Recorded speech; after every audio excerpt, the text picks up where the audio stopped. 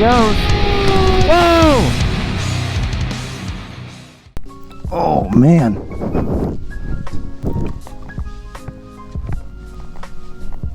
Uh-oh. What was that? Oh man, I thought this thing was heavier. Oh, there's liquid dripping out of it. Where's it leaking from? What in the world? All I did was tip it over. Oh, that's gasoline. Dang, boy. What's up, guys? It's your local neighborhood addict. And I'm chilling out here. I'm in the lot. And apparently my bike leaks gas whenever it's on its side. Just learned that, so that's good. I lost about that much gas. I just hope she don't catch on fire. That'd be a shame, huh? Wonder if I just let it sit for a minute, if like, what do you call it? Like if it'll evaporate, you know what I mean? And then maybe I won't have to worry about baby girl catching on fire. Look at that. She turns on just fine. I know, just had to turn her on. It's currently dove season for all my hunters out there. Good luck to you guys. This is a cool little parking lot though. So I think the history behind this is it was going to be an Amazon building and then like the powers couldn't support it or something.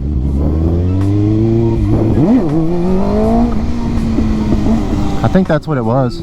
So now it's like a Tesla storage lot. Let's get out of here before the feds come.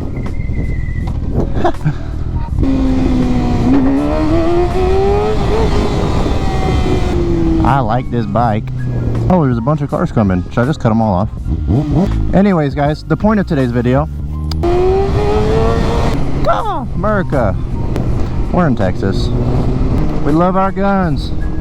God, dude, I'm getting so distracted. I'm so sorry.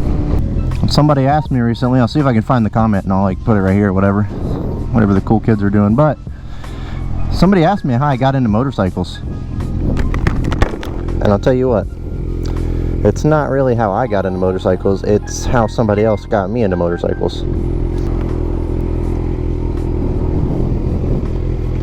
I don't know why that kid was staring at me. It's not like I'm on a green bike or anything. It catches a lot of attention. So I guess it would only make sense if I start like from the beginning. So I am from the car world. My first sports car ever, Mustang GT. And I love that car. I had that car for like 8 months. I think it's raining. I think I'm getting sprinkled on just slightly. Ain't nothing wrong with being a little wet. That's what she said. But anyways, yeah, first car, Mustang GT. I love that car. I ended up putting like long tube headers on it, putting exhaust on it, the Borla Attack. It sounded great. That thing was so loud. I remember during hunting season starting it at like 3 in the morning in my neighborhood. Woo! I'd see lights flick on. I'm sure my neighbors didn't like me. Yeah, I had that one. Had it tuned by Lund. Took it into the dealership for some service. Boom, they crashed it. That thing's gone. And then after that, I ended up getting a little bit of money from that, so I went and I bought a ZL1 2023, super pretty, I loved it. And I drove by a dealership that had a Shelby GT500 sitting outside of it, and I was like, man, wouldn't that be cool to have? So I traded it in. Kind of low-key, high-key regretted doing that, because the Shelby is a good car and everything, stupid fast, but man, the ZL1 is just like, it's just better. I don't know what you guys want from me. It's just a better car. More fun to drive. It was a manual. Like, I don't know. The Shelby is the only automatic sports car I've ever owned. So then after having the Shelby for a little bit, I mean, it broke right away. Like 3 days of ownership, I had to put like $3 grand into it to fix it. So that was like red flag number 1. And then number 2, just like trying to find oil for it and getting an oil change. That was a giant pain in the ass. It was like 250 bucks.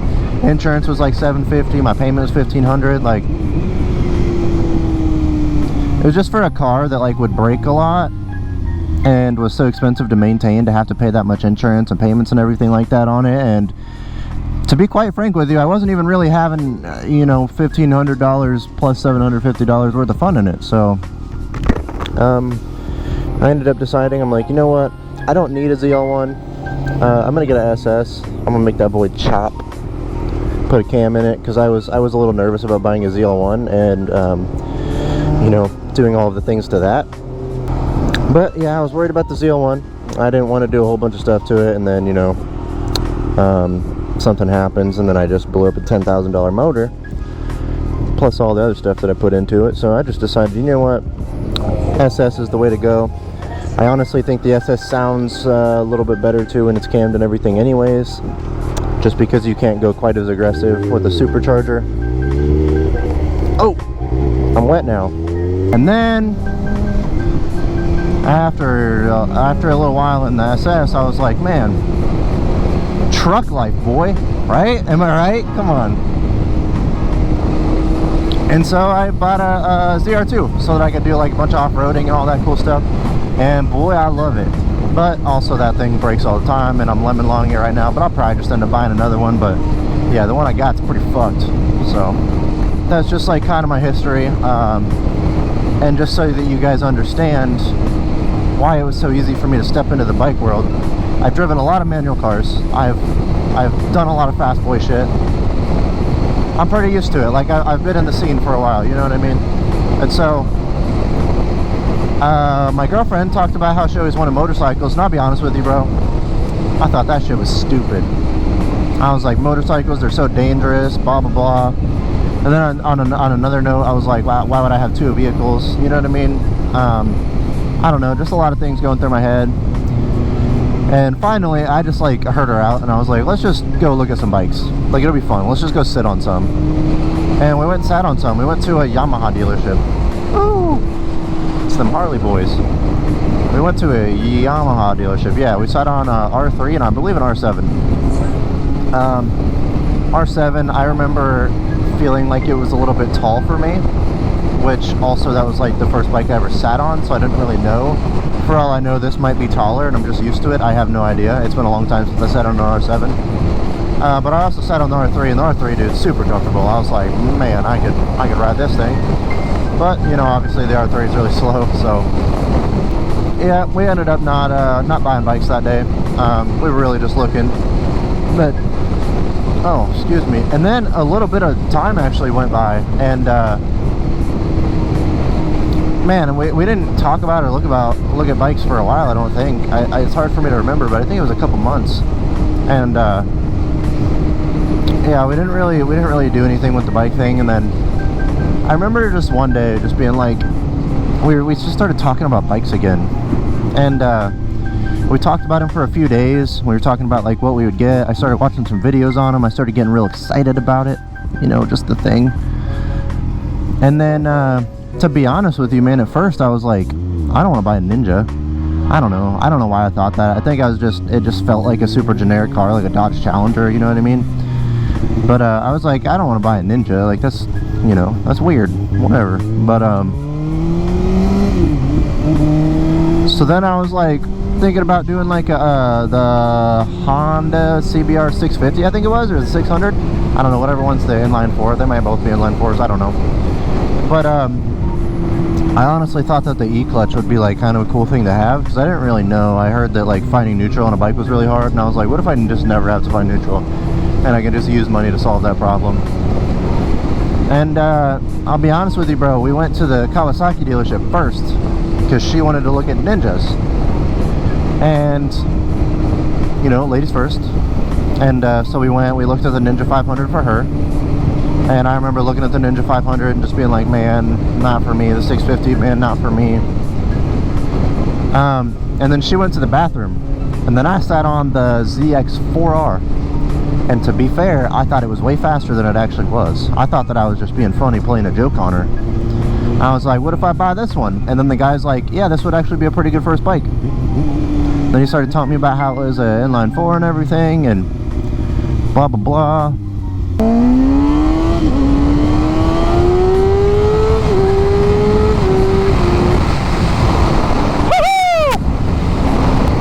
And yeah, so long story short, we were at the dealership freaking all day. Partially my fault. Well, Yeah, we were just being super indecisive. Not really indecisive, we knew what we wanted, but we just didn't know if we wanted to actually buy them that day. And I kept telling the guy, I was like, I still gotta go look at Honda. I was like, I can't not look at Honda. You know what I mean? I gotta do it. And then after a while I was like, ah, fuck it, I'll just buy this one, it'll be a good time. And so he got me approved, he got my girlfriend approved. We both financed some bikes. And yeah, we're kind of here now. But basically, long story short, she has wanted a motorcycle for a long time. Years and years and years. A lot longer than me, obviously.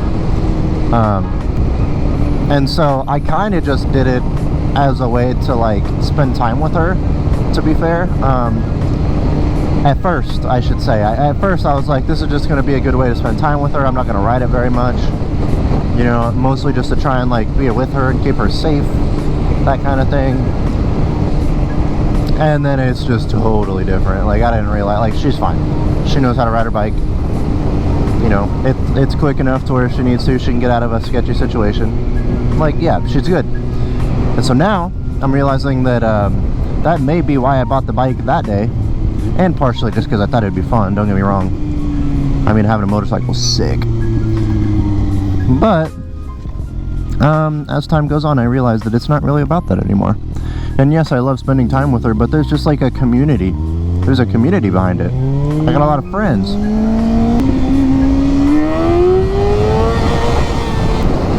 And we all have fun together.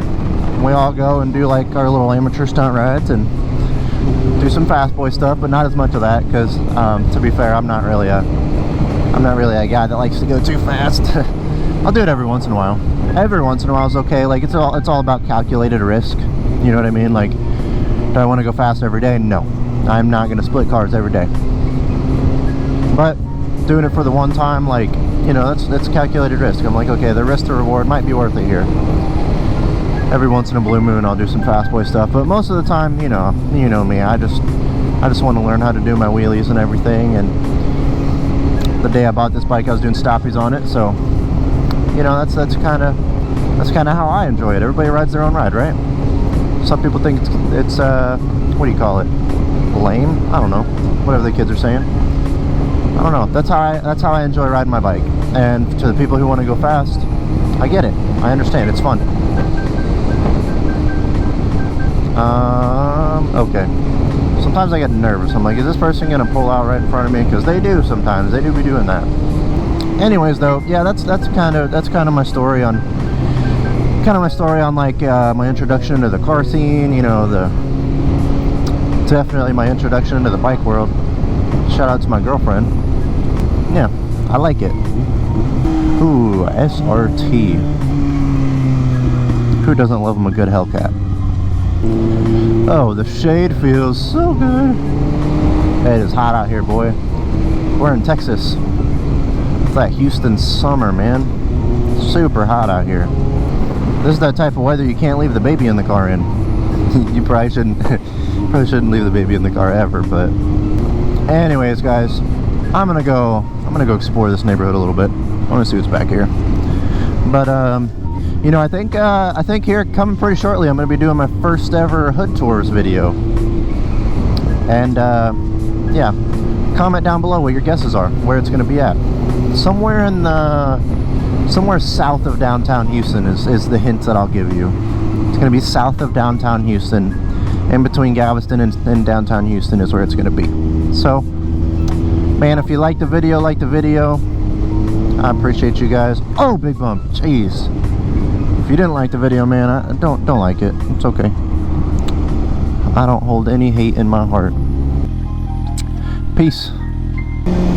She's definitely trying to fuck the neighbor. Going outside dressed like that, it's one of these guys across the street, guaranteed.